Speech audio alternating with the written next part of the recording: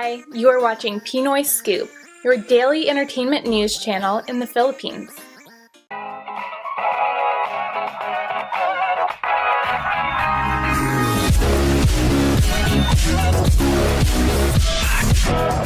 Of course, we're very saddened by the decision to disqualify us for Best Picture.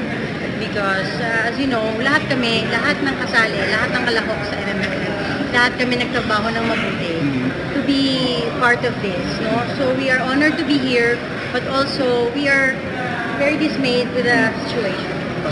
Yeah. Tomorrow we will be filing an investigation on the, I think the decision of the Metro Manila Film Festival disqualifying the Honorary Founders Best Film category. So we just wanted to find out why it happened. Diba? Everybody's expecting that this movie will be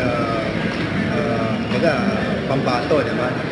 Napakaganda ng pelikula. But unfortunately, we were not included in the Best Film category. So, yun ang magiging tema ng ating investigation sa Congress. And at the same time, siguro, we have to see how the jurors or the judges of the executive committee have come out with the decision. So, December 26, the decision were given. Ang awards night is tonight.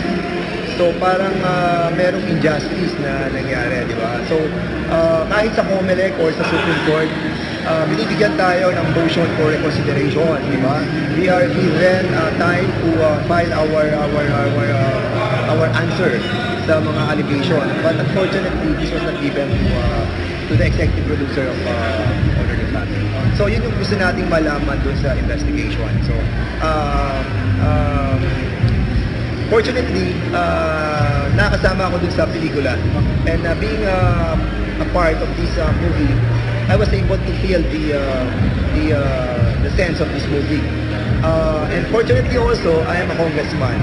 And at the same time, I can somehow help para ma-discover natin if there are some problems in the selection and disqualification of an MP. Thank you for watching today's entertainment news here at Pinoy Scoop. Please don't forget to subscribe. Just click on the subscribe button below. Have a great day. Goodbye.